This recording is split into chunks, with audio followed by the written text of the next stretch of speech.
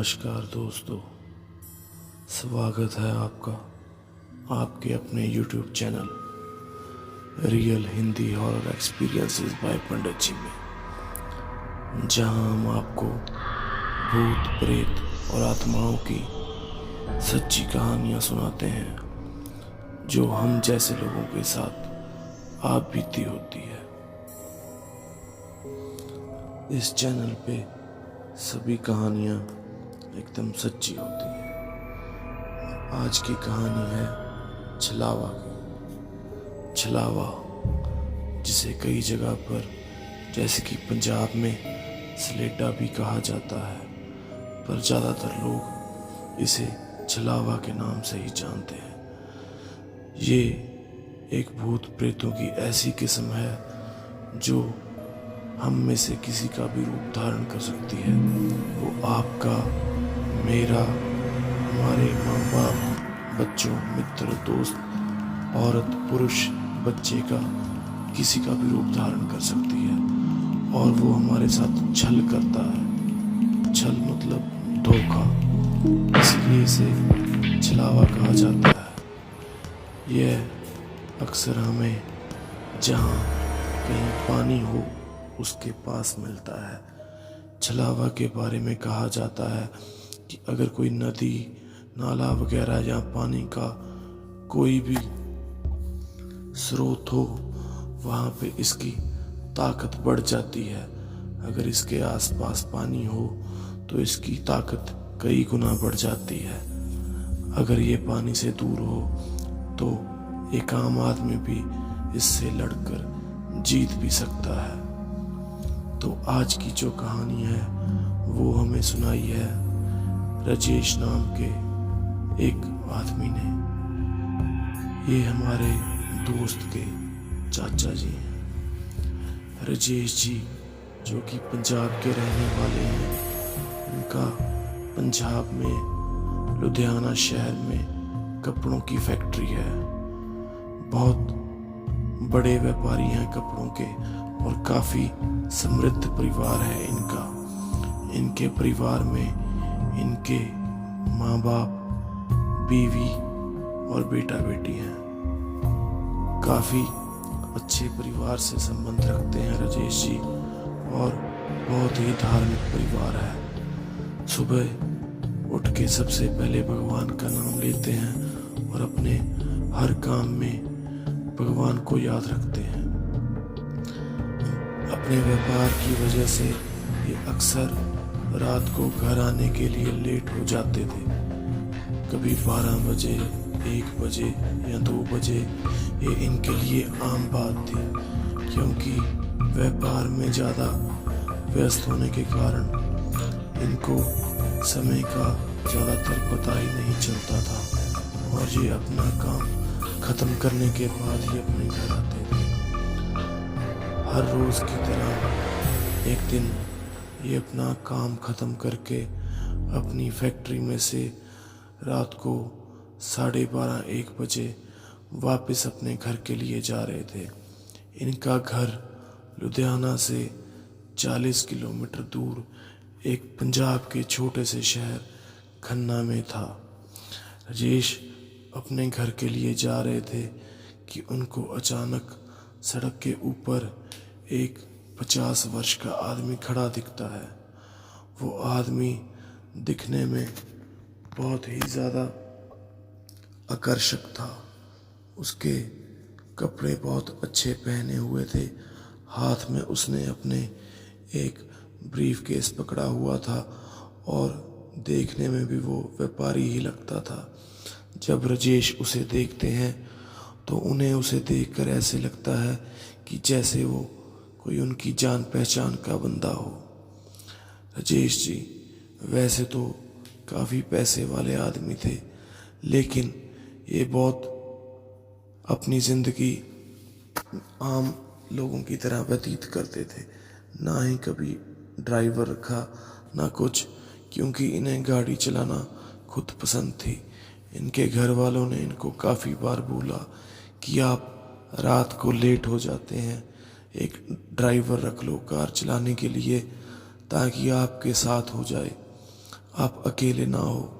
पर वो इन चीज़ों की परवाह नहीं करते और अपने गाड़ी चलाने के शौक़ को पूरा करने के लिए खुद ही गाड़ी चलाते हैं। वो आदमी को खड़ा देखकर उन्हें लगता है कि वो कहीं उनकी पहचान वाला ना हो। वो देखने में लग रहा था कि किसी परेशानी में खड़ा है, तो राजेश अपना फर्ज समझते हुए उस आदमी से पूछने का निर्णय लेते हैं कि क्या मैं उसकी कुछ मदद कर सकता हूँ। राजेश, जो खुद भी 40 की उम्र के करीब थे और उनका स्वभाव भी दूसरों की मदद करने वाला था, वो उस आदमी के पास जाके अपनी गाड़ी रोकते हैं और पूछते हैं कि भाई साहब, क्या हुआ? किसी परेशानी में हो क्या? क्या मैं आपकी कुछ मदद कर सकता हूँ? वो आदमी राजेश को देख के मुस्कुराता है और बोलता है कि मेरी यहाँ पर फैक्ट्री है फोकल पॉइंट में, और आज मेरी गाड़ी अचानक ख़राब हो गई, इसलिए मैं अपनी गाड़ी फैक्ट्री में खड़ी करके सड़क तक पैदल चलकर आ गया और यहाँ पे किसी बस या टैक्सी का वेट कर रहा हूँ। राजेश बोलते हैं कि अब तो टाइम काफ़ी हो चुका है, इस टाइम तो आपको बस या टैक्सी मुश्किल से ही मिलेगी, आपको जाना कहाँ है? वो आदमी बोलता है कि मुझे अम्बाला जाना है। अम्बाला जो है वो राजेश के शहर खन्ना से भी 100 किलोमीटर दूर है। राजेश बोलता है कि मेरे को खन्ना तक जाना है, अगर आप चाहो तो मैं आपको खन्ना तक छोड़ सकता हूँ और उसके आगे का प्रबंध आप खुद कर लीजिएगा। वो आदमी मान जाता है और राजेश की गाड़ी में आके बैठ जाता है। गाड़ी में बैठने के सार ही राजेश को वो बहुत आकर्षक लगता है। उसकी चेहरे पे बहुत ज़्यादा नूर था और एक तरह राजेश का दिमाग उनकी तरफ खींचा जा रहा था। जैसे हम अक्सर किसी से बात करते हैं हाल चाल पूछने के लिए या जान पहचान बढ़ाने के लिए, राजेश उनसे अपने बारे में बताता है कि मेरा नाम राजेश है, मैं खन्ना का रहने वाला हूँ और लुधियाना में मेरी कपड़े की फैक्ट्री है। वो आदमी बोलता है कि मैं तुम्हारे बारे में सब जानता हूँ और राजेश के बीवी और बच्चों के नाम बता देता है। राजेश बहुत हैरान हो जाता है कि आपको मेरा नाम कैसे पता? क्या हम एक दूसरे को जानते हैं? नहीं, तुम मुझे नहीं जानते, पर मैं तुम्हें बहुत अच्छे से जानता हूँ। राजेश उस आदमी को उसके बारे में पूछता है कि आप अम्बाला में कहाँ रहते हो, आपका नाम क्या है? पर वो आदमी कोई भी जवाब नहीं देता, हर बात पे सिर्फ मुस्कुरा देता है। राजेश को बहुत अजीब व्यवहार लगता है उसका कि इसने कैसे मेरे बीवी और बच्चों का नाम बता दिया और ये मेरे बारे में कैसे जानता है, मैं इसके बारे में क्यों नहीं जानता, कौन है ये आदमी? और इससे पूछने पर भी ना ये अपना नाम बताता है और ना अपने घर के बारे में कुछ बताता है। राजेश एक दो बार फिर पूछते हैं कि आपका क्या नाम है, अम्बाला में आप कहाँ रहते हो? पर वो आदमी सिर्फ मुस्कुराता है, उसकी कोई बात का जवाब नहीं देता, एक तरह से राजेश को पूरा इग्नोर करता है। राजेश को उसका व्यवहार बहुत ही असामान्य लगा और राजेश को उससे कुछ नेगेटिव वाइब्स आनी शुरू हो गई, नकारात्मक ऊर्जा आनी शुरू हो गई। उसे लगा कि कुछ तो बात गड़बड़ है। वो उस आदमी की तरफ से ध्यान हटा के सड़क की तरफ ध्यान करता है और मन ही मन में सोचता है कि जल्दी इसको उतार के मैं अपने घर जाऊं।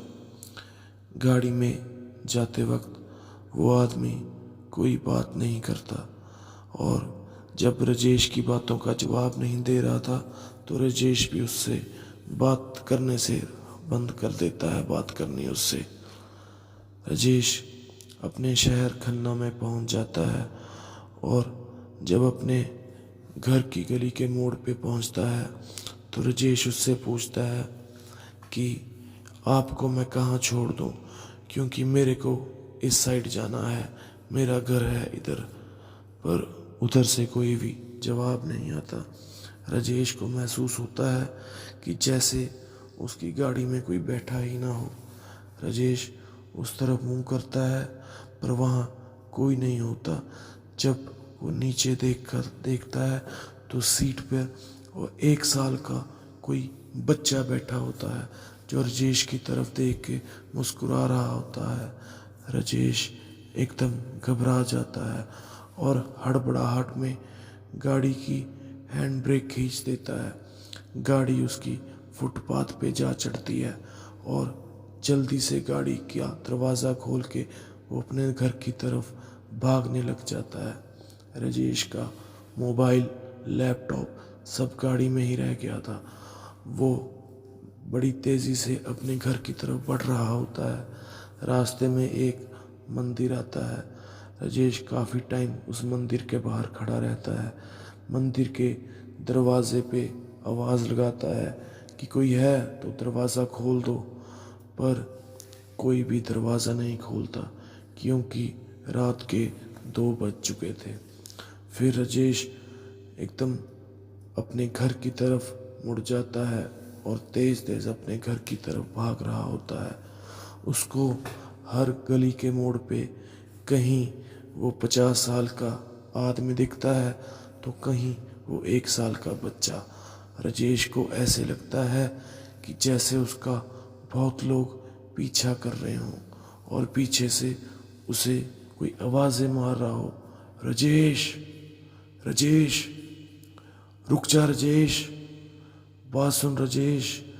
पर वो कोई ध्यान नहीं देता और अपने घर की तरफ भागा जाता है। राजेश जो रोज़ पाठ करके घर से निकलता था, जिससे हनुमान चालीसा कंठस्थ थी, वो बहुत कोशिश करता है कि वो हनुमान चालीसा पढ़े, पर एक भी शब्द उसके मुंह से नहीं निकलता। पढ़ना तो दूर की बात, उससे शुरुआत भी नहीं होती हनुमान चालीसा की। श्री गुरु चरण सरोज रज, उससे इतनी भी नहीं बोला जाता। वो बहुत घबरा जाता है। अपने घर में पहुंच जाता है। वो घर में जाते सार वो अपने घर का मंदिर का दरवाज़ा खोलता है और मंदिर के अंदर जाके बैठ जाता है। राजेश पूरा पसीने से भीग चुका था।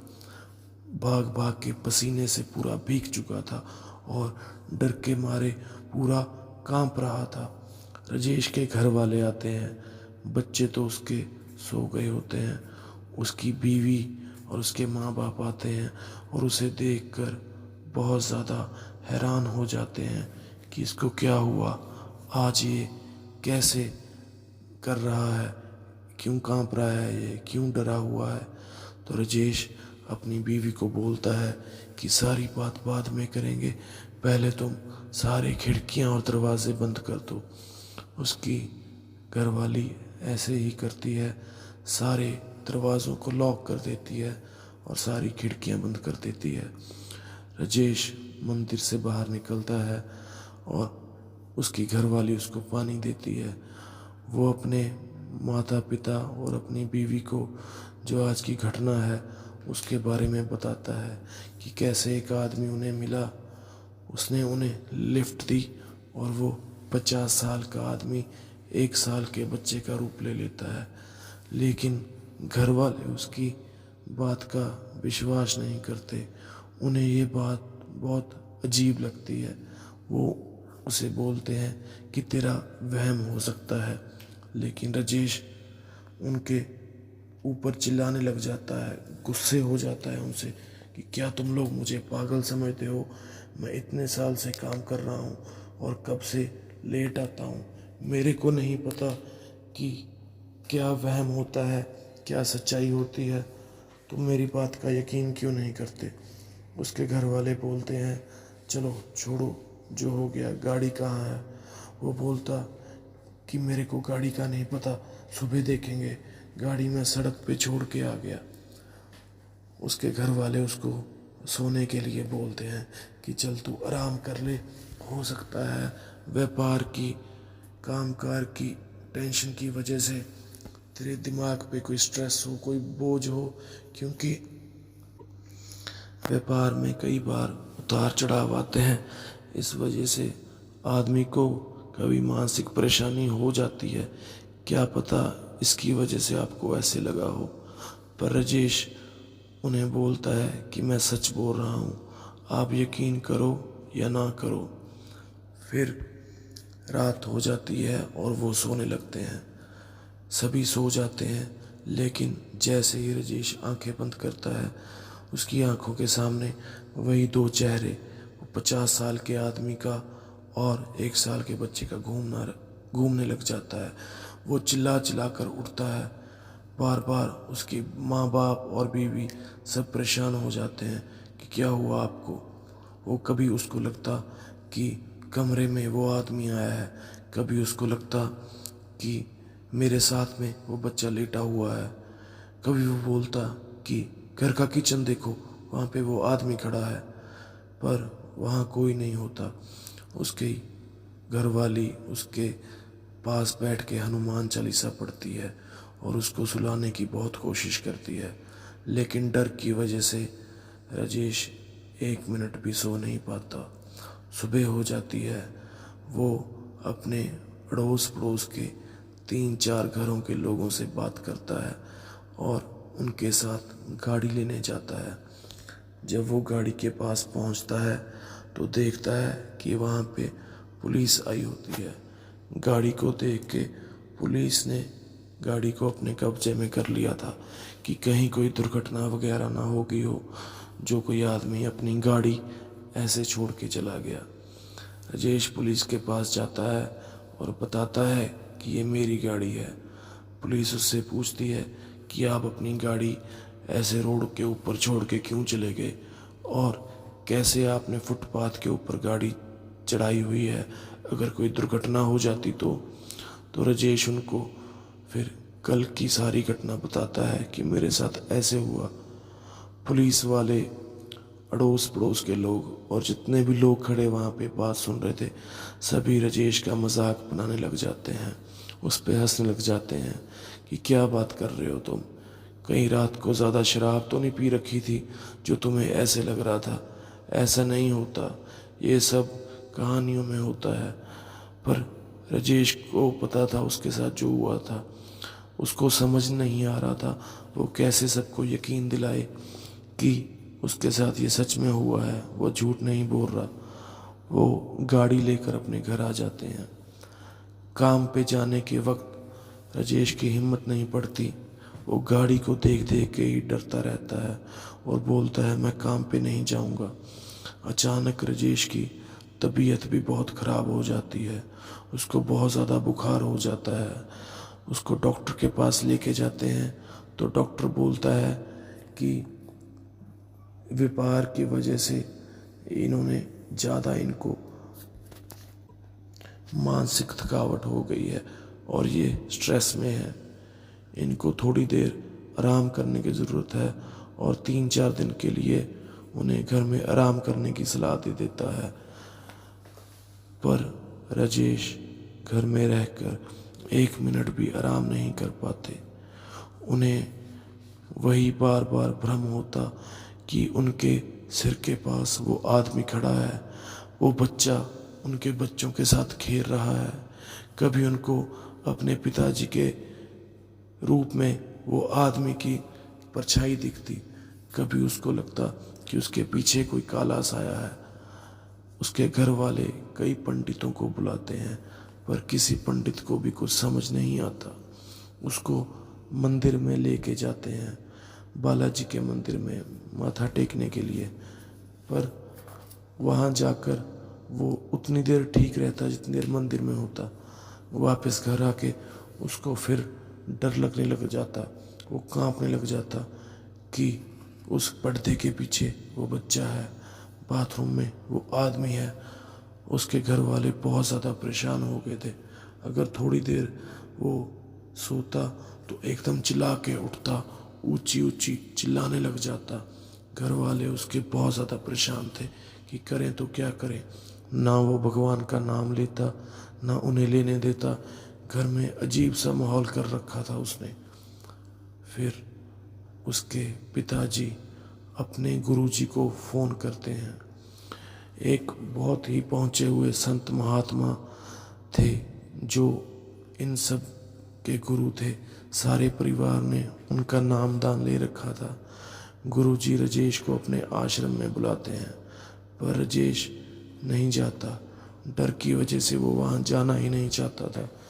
तो अंत में राजेश के परिवार के गुरुजी राजेश के घर आ जाते हैं और राजेश उनको पूरी बात बताता है। तो गुरुजी बताते हैं कि वो एक छलावा था जो तेरे साथ था। वो तेरा नुकसान करना चाहता था, लेकिन तुम लोग भगवान को इतना मानते हो। तेरे गले में भगवान का लॉकेट था, कार में भगवान की फ़ोटो थी, इसलिए वो छलावा तेरा कुछ बिगाड़ नहीं सका। वो छलावा अगर किसी को मिल जाए तो वो उसको मार के ही छोड़ता है या बहुत ज़्यादा नुकसान करता है, पर तुम लोगों की भक्ति के कारण वो तुम्हारा कुछ नहीं बिगाड़ सका। राजेश को उनसे बात करके थोड़ा सही महसूस होता है। राजेश को शांति दिलाने के लिए व ठीक करने के लिए गुरुजी उसके घर में हवन यज्ञ करते हैं और एक जल तैयार करते हैं। जल के छींटे सारे घर में दिए जाते हैं और उसकी कार पे दिए जाते हैं। थोड़े दिनों बाद, हफ्ते 10 दिन बाद, राजेश काफ़ी ठीक होने लग जाता है और उसके अंदर से डर खत्म हो जाता है। वो अपने घर में 7 मंगलवार सुंदरकांड के पाठ भी करवाते हैं और रोज़ उसको बालाजी के मंदिर में जाने के लिए गुरुजी बोलते हैं। इससे राजेश को काफ़ी फ़र्क पड़ता है और उस दिन से उसने कोई भी दिन ऐसा नहीं कि वो बालाजी के मंदिर ना जाए और रोज़ हनुमान चालीसा करके सोता है। उस दिन से राजेश का डर खत्म हो गया। जिस दिन राजेश जी ने हमें ये कहानी सुनाई तो वो बोल रहे थे कि 10 साल से ज़्यादा हो गए इस बात को, पर आज भी अगर मैं उस घटना के बारे में सोचता हूँ तो मेरे रोंगटे खड़े हो जाते हैं और वो सारा चित्र मेरे दिमाग में घूमने लग जाता है। तो आज की कहानी यहीं पे ख़त्म होती है। तो देखा आप लोगों ने कैसे भगवान का नाम लेने वाले का छलावा कुछ बिगाड़ नहीं पाया। अगर आपको कहानी अच्छी लगी और आप ऐसी ही और सच्ची कहानियाँ सुनना चाहते हैं तो वीडियो को लाइक करें और इस चैनल को सब्सक्राइब करें और कमेंट में लिखें अपने अपने भगवान का नाम। जय श्री बालाजी महाराज। हर हर महादेव।